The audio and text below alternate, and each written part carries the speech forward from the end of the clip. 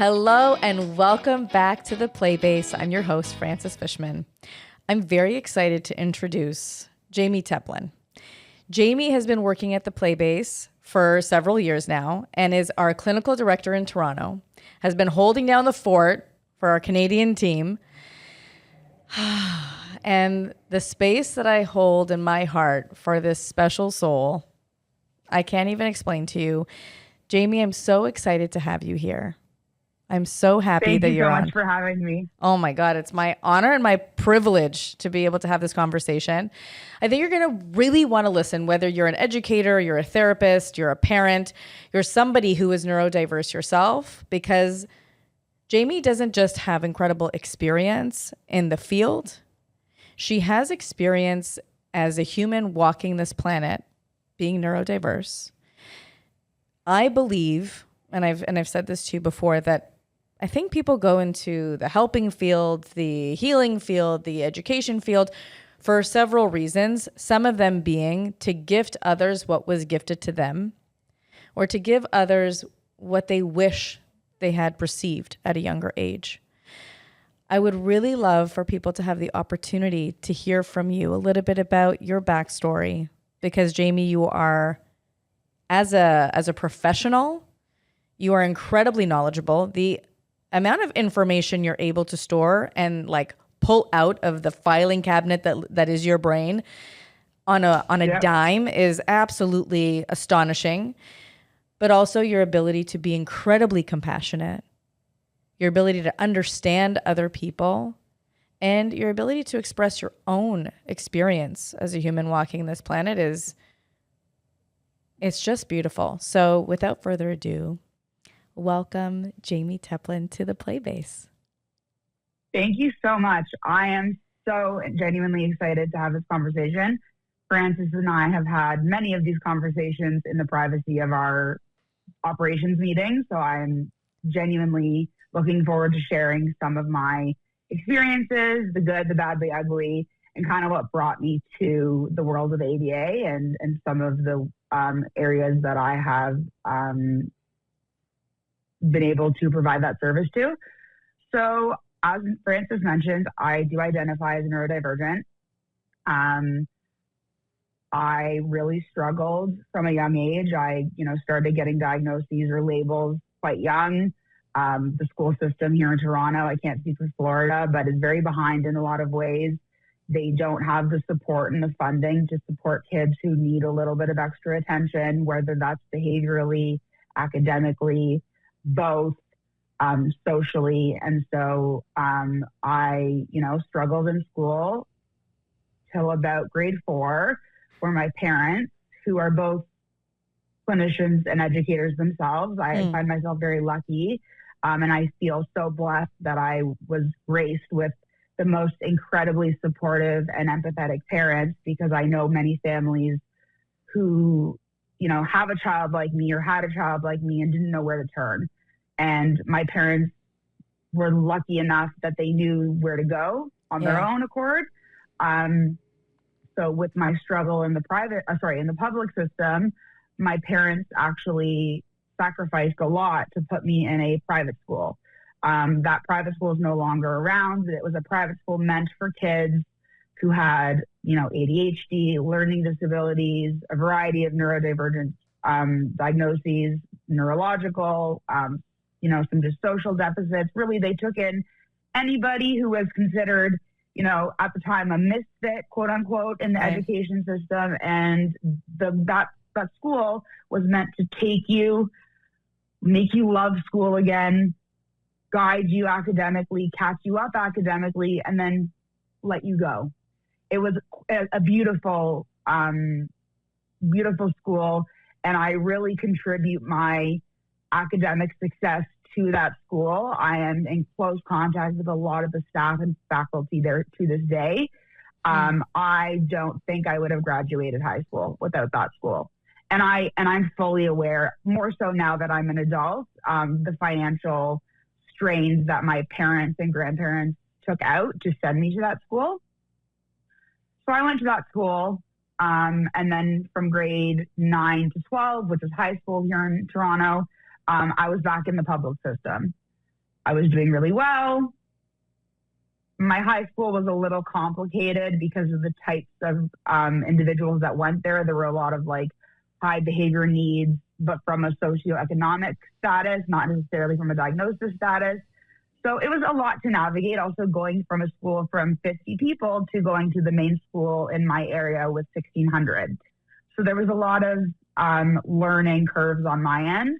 However, one of the other things that that private school taught me to do was to self-advocate, which I know we teach a lot of our clients how to do that. Self-advocacy, knowing about your brain, knowing your rights, you know, and we do a lot of parent training about this too, like the rights in education in Ontario, PPM 140, which is if you have a diagnosis of autism, your school is mandated to use the principles of applied behavior analysis. So there are things that are in place that don't necessarily happen. And I both knew some of those legislations and also was a very young advocate for myself. And so I would attend the IEP meetings in high school. I would go up to the resource room and tell them, I have an exam coming up, I need to book. I was really involved in making sure that my supports were in place. And again, I am so lucky that my parents put that on me from a young age. I remember being 12. This is a core memory of mine. I remember being 12 in the car with my dad, who's a clinician, and he said, you know, you need to learn about your brain. And I'm like, I'm 12. Like, I need to learn how to, you know, do X, Y, Z, not learn about the brain chemistry that's going on. And he was like, no, you need to learn about your brain because your brain has some beautiful traits to it. As somebody, you know, one of my diagnoses is ADHD. You have some beautiful traits to it, like creativity and empathy and being able to hyper-focus on things you're motivated on. So when Francis says I can pull topics up out of files in my head, those are because I think they're things I'm interested in. But also learning about how you need to put in strategies for things that don't come easy to your brain, like executive functioning. And so, and emotional regulation and, you know, some of those things that a lot of our clients struggle with. And at the time, I just remember brushing him off and being quite irritated that he thought that as a 12-year-old, that was something I needed to do. And to this day, I thank him for that conversation, because if it wasn't for a series of amazing events that took place after a time of major struggle, I would not have graduated high school. I would not have worked for the biggest autism agency in Ontario after graduating college. I would not have done my undergrad while working full time. I would not have been accepted into one of the two only master's programs in Ontario. I was accepted to both, but I chose the one that was fully online, and I worked full time. I would not have graduated my master's at top of my class. I would not have passed the BCBA exam the first time, which the first time pass rate is like 60% or something. Yes. I was going into that exam thinking I was going to fail just because I don't test well. I have a learning disability. So we all go in thinking, well, even if you thought you were going to pass, you walk out. I mean, now you get the results right away. But when I wrote, I know you had to wait. I had to wait. And I was like, I remember walking out and being like, I must have failed. Like, I don't know how I passed that. And I did. And it's very different in Ontario because you could be, in a sense, some type of supervisor or in some type of clinical role without, well, now it's a little different. But at the time, I was a supervisor, supervising staff, running programs, running parent meetings, running all these things without the credentials. And I really do think that clinical experience helped me pass the exam. But I remember walking out of the exam, and it's like you're going into a jail. They like swab your hands. I don't know if it was like that when you did it. They check behind your ears, and then you walk out. And I remember the person folding the paper and handing it to me. And I was like, I took a deep breath because I was like, it is what it is now, living in the present moment. You know, you've done all you can, opening the paper and just bawling my face off because I had passed. And then I remember profusely apologizing to the person behind the desk. And I'm like, I'm so sorry. This has just been like an emotional ride. And he actually said to me, he said, this is the hardest exam we offer at this testing center. Wow. So to hear that from somebody who's running like nursing exams and like transfer of education credit exams, it was pretty crazy. But yeah, so I I have, all the papers and all the things that say I'm a clinician, but I think the one thing that I have that a lot of people don't is the backstory and struggle and really seeing the deficits from such a young age and the barriers into service. We actually spoke about this not so long ago, but I had no idea what ABA was. Same. I knew I didn't want to be an EA in the school system, which is an educational assistant. I knew I didn't want to be a teacher. That's what my mom is. And I just was like being in charge of 30 kids. No thanks. I knew I didn't want to be a clinical psychologist. That's what my dad is. Oh, no I thanks. Wanted to be that. I still do. Schooling. I know. But I also like hearing and just being around it so much. I was like, the stress that comes with, and especially where you specialize in that, it's the same with us, I guess. But so I, in grade 11, was working at a summer camp over the summer, a camp that I grew up at my entire life outside the city. I was there from age 4 to 18, and I worked on swim, and I ran all the quote-unquote specialized swim classes because, when you're 13 and you don't know how to swim, there's usually something else or other things going on. Mm-hmm. And I ran into this external support staff who said to me, oh, I'm a teacher for one of the public boards. I'm in partnership with one of this big ABA agency at the time.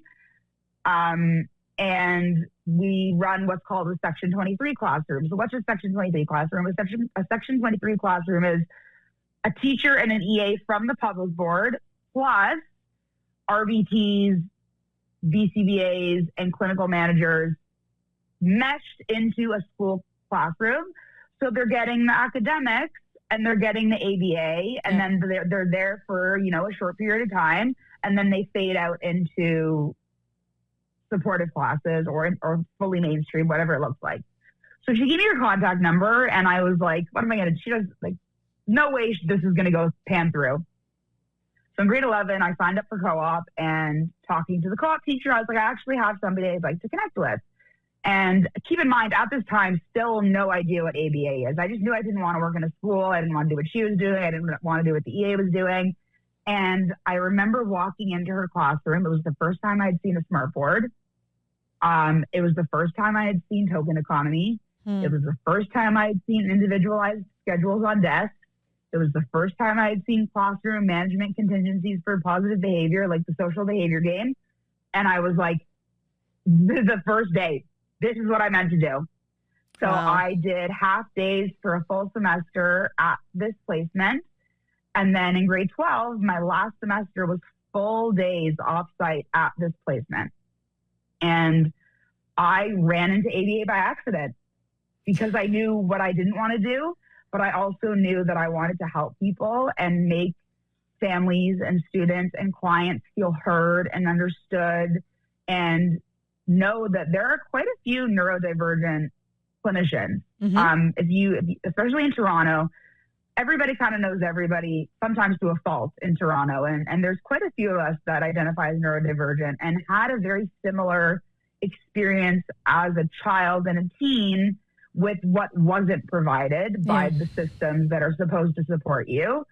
And I was like, I want to do better. That's really beautiful. So that's kind of how I found ABA by accident. And I continue to use my knowledge from a personal standpoint into my day-to-day practices, whether it's client specific, whether it's parent coaching, whether it's operations and intakes and talking to Francis and keeping things scheduled and talking to the accounting team. Like, my hands are in many pots, and I think it comes through in whatever I'm doing, that I absolutely love what I do. But I also, and I listened to the podcast you did with Susanna recently, there's definitely a healing aspect that comes from giving back to what you didn't receive. Yes. I think it's the most healing thing in my experience on this planet so far is to turn any trauma, darkness, pain, and transmute it into light by giving. And, parenting, you can do that. Therapy work, education, relationships in your life, you can always find a way to transmute what was traumatic for you, what was painful, what you hold inside of you, the pit of your stomach that makes you like you cringe or makes you want to throw up or cry or scream, you can always release that by giving something that you wished you could have received. And a butterfly just flew by, and that's like my symbol. And so I was like, wow, that's beautiful. I wanted to touch on something that I find is very special about your story that is not a very common denominator across different people. Like, where are you going with this? And that's your parents. And here's the thing. And this is a part of the reason I created this podcast, is that over the years, I've been in this field for, 16, I don't know how many years at this point. And over the years, the parents that I met who received a diagnosis or did not, who a school told them your child needs support, who ended up calling me or emailing me for one reason or another, I don't always know how they got our contact. Yeah. They don't always know what they need. They don't always know what their rights are. They don't always know what they should be doing. And sometimes we get phone calls of totally distressed, lost parents, especially who end up with a diagnosis that can feel earth-shattering for them. And the fact that your parents not only understood and had compassion and didn't see you as someone that needed correction or someone that needed to be fixed or have this deep anxiety, and maybe they did have this deep anxiety of what does that mean for your future. Perhaps they had that, because even when there is an uncertainty of what that means for that person, because as a parent, and what the statistics show. Yes. That's the other thing, right? Like what the statistics show as dropouts for people with ADHD. Yep. People who get into addictions, what the statistics show, right? So even if they had all this fate in the world, not everything is in their hands. Realistic kick in the gut. Exactly. Yeah. They don't have control over everyone you're going to meet in life and all your experiences. And as a parent, that is the most terrifying realization, is that you send your children out into the world and then you hope that everything you instilled in them is going to carry them, that their light will not be shattered by somebody who destroys them or veers them down a different, the wrong path. Like there's a lot of, I don't want to get into it because I can it creates so much anxiety within myself, and I'm sure everyone listening, and I don't want to do that. But rather, your parents were like, hey, I see you, Jayme. I understand this. And I know a resource where you can acquire the tools that you need in order for you to live this beautiful, fulfilling life, where you're not just living your own fulfilling life, but you are giving this gift to all of these children, to all of these families, and not only children and families, because you also work in hospitals with adults. You have worked across so many different populations, from, people associate ABA with autism, but really, I know we laugh because it's ridiculous when you really understand it. Yeah. No, it is ridiculous when you understand it. But you work in the mental health field. You work with the autistic community, the ADHD community, the non-diagnosed community, the multi-diagnoses. You work across humanity, providing this service and this understanding and this knowledge, which is such a meaningful way to take the gift that was given from your parents, from the school, from all the people who touched your life, and then saying, hey, I have this knowledge. And it's not just, a knowing in my brain, but it's like a knowing that goes right through me, out of through the universe.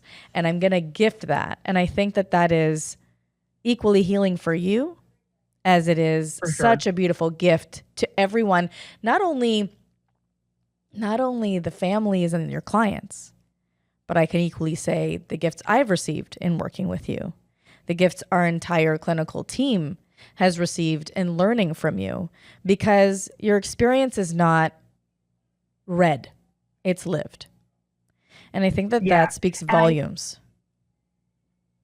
I think there's obviously something said for needing the piece of paper to show that you have the education and the certification. Of course. But I said from the very beginning, when I learned about kind of the process to becoming board certified, there should be a practical component, because there are many clinicians that can memorize statistics and memorize definitions, but those soft skills and those people skills and those humanistic skills, you can't teach.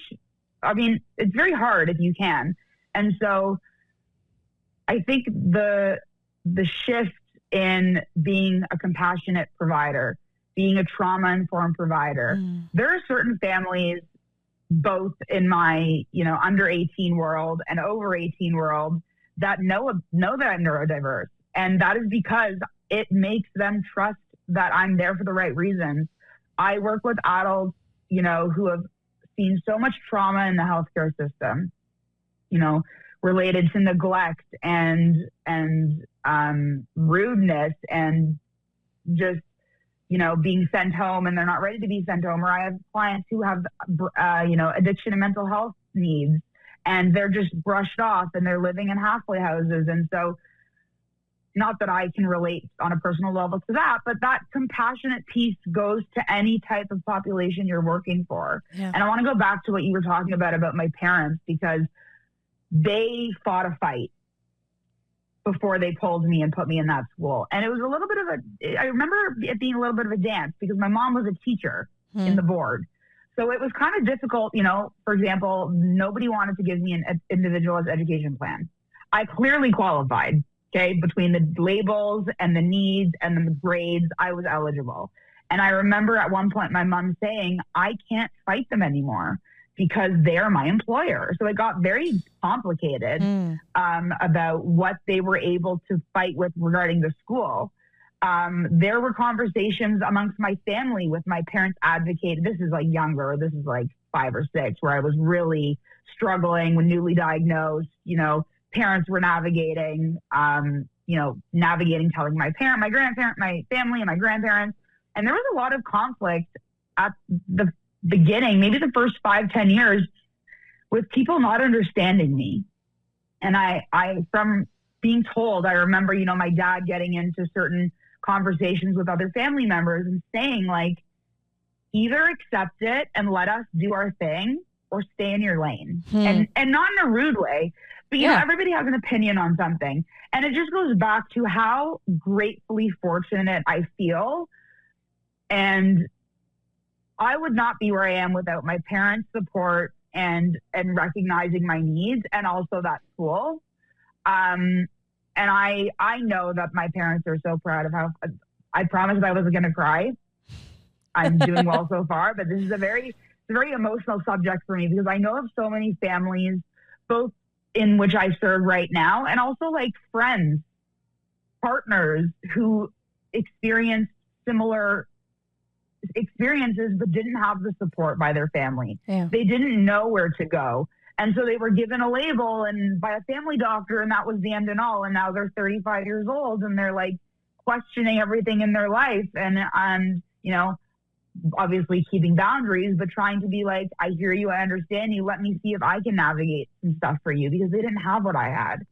And I talking about when the example you gave about like taking the hardship and making it a positive. My grade 4 teacher was a pivotal person in my life, and not necessarily in the greatest way. He unfortunately had all the IEP kids in one class. So there was like 15 of us with different needs, plus the other kids. He had a student teacher. So the environment wasn't set up for success. Right. But he kind of told me without telling me, like, you're not going to go very far in this world. And I remember it like a core memory. And that was the year after I was pulled. So there was a lot that happened in the grade 4. But I have a lot of memories from that teacher and that classroom, feeling so lost, stealing work out of the garbage bin to submit as my own because I didn't know how to do the work. Like, just lack of support. Part of it's the funding. I get it. Like, it wasn't just solely him. But when I got into my master's, I was like, how do I share with people that I became something? Because I felt like I almost had to prove that my hard work paid off. And he works for a public school, so it's first name dot last name at publicschool.com. So I knew his email, and I sent him an essay.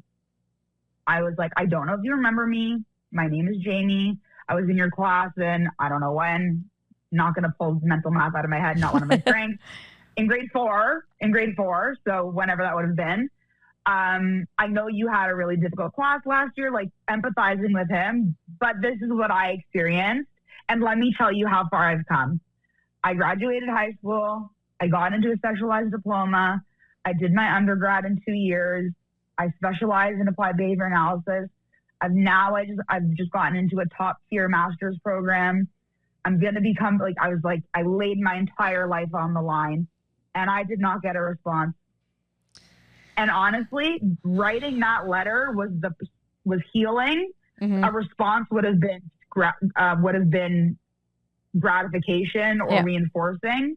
But the writing of that, and I'm sure he read it, and the writing of that to me was so therapeutic because it was like, look what I did without you. I had despite the narrative you gave. Yeah. Exactly. And I heard that narrative a lot as a kid, you know. I couldn't sit still. I have very classic ADHD, what we usually identify or associate with boys, very hyperactive, very impulsive, you know, can do a lot of the great things that come with ADHD, but those are kind of my two kryptonites. Mm-hmm. As I've gotten older, I definitely have great strategies, part of which I've learned through being a clinician and other parts just having to learn to navigate the world. But I was not easy as a kid for my parents. I probably wasn't very easy in school.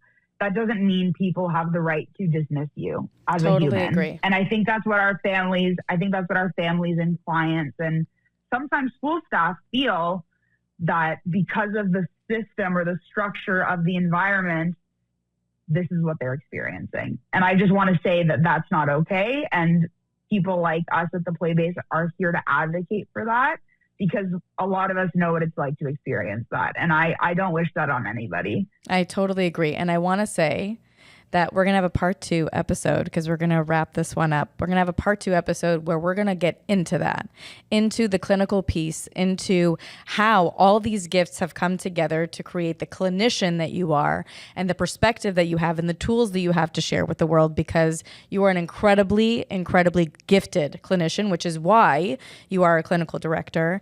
Jayme, I wish this conversation could last 3 to 5 days. I know, I have so because much I think because we have so much of you to share. But before we go, I like to ask everyone who comes on if there's a question or a statement that you want to leave our listeners with before they listen to part 2, because part 2 will be, I think, a more in-depth look, not just into Jayme, but into how, like, the tools that you have acquired and how that lends into your practice. But I want to ask you if you have something to leave our listeners with. So I found this quote years and years ago, and it has stuck with me through my entire life. And I found it at a point where I needed the reminder that my success is not based on anybody else's opinions of me. So I'm going to leave you with this quote that I hold really deep to my heart. Success is the best revenge. Amen. That's something that people cannot take from you. And I want you to go to my Instagram stories today, because I just shared before we came on. All the bloopers? No, I just shared. Yeah, while we were getting through the technical pieces, I just shared. Gary Vee was speaking with a person who said, one day I'm going to be somebody you'll see. And he's looked into her eyes and he said, you already are somebody. You need to understand that. And you mentioned that. And I want you to know, before you became Jayme Teplin, the BCBA, the clinical director, or this mastermind, you already were somebody. You always were. It was your birthright to be a somebody. And now you're not just a somebody, but you're somebody who gives with your full heart. Jayme, thank you so much. I can't wait for part 2. And I know our listeners can't either. I'm so excited. Have a beautiful day. Thank you so much for having me. It's always such a pleasure talking to you. It makes my day, and I love you so much. So I love you too. Thank you. Bye, Jayme. Bye.